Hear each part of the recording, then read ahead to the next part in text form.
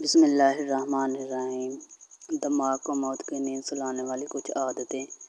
چھوٹی عمر سے بزرگوں سے سنتے اور کتابوں سے پڑھتے آئے ہیں کہ کچھ ایسی عادتیں ہیں جو دماغ کو کمزور بناتی اور پھر موت کی نیند سلا دیتی ہیں۔ لوگوں کو بتاتے اور سمجھاتے بھی رہے۔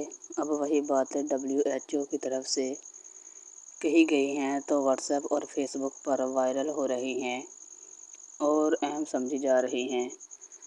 دیر تک جاگنا، صبح میں دیر تک سوئے رہنا، موزہ پہن کر سونا، ناشتہ نہ کرنا یعنی بھوکے پیٹ رہنا، کھاتے وقت اخبار یا کتاب پڑھنا اور ٹی وی دیکھنا، بہت زیادہ میٹھی چیزیں کھانا، پیشاب کو بلا وجہ دیر تک روکے رکھنا، یہ وہ گندی عادتیں ہیں جن کے سبب دماغ بیمار ہوتا رہتا ہے اور ایک دن موت کی نیند سو جاتا ہے۔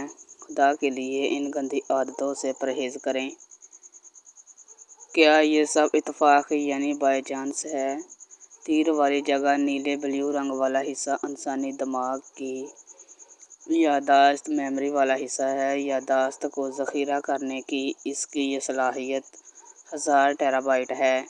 1000 ٹیرا بائٹ تقریباً 10 لاکھ گیگا بائٹ ہے۔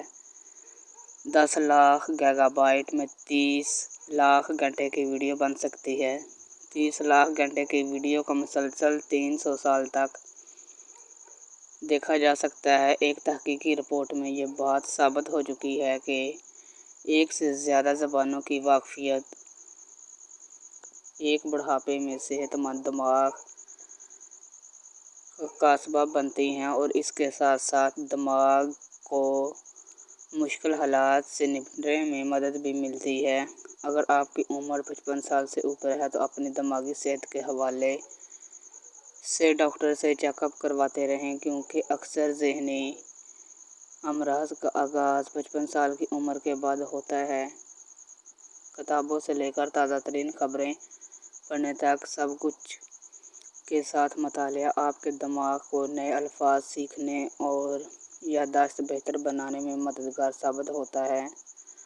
روزانہ کم سے کم 6 سے 8 گلاس پانی کا استعمال صحت مند دماغ کے لیے بہت ضروری ہے۔ موسیقی سے توجہ مرکوز کرنے کی صلاحیت بہتر بنانے میں مدد ملتی ہے اور موسیقی سے دماغی افعال میں بہتری آتی ہے، جبکہ ڈیمینشیا جیسے دماغی مرض پر قابو پانے میں بھی مدد ملتی ہے۔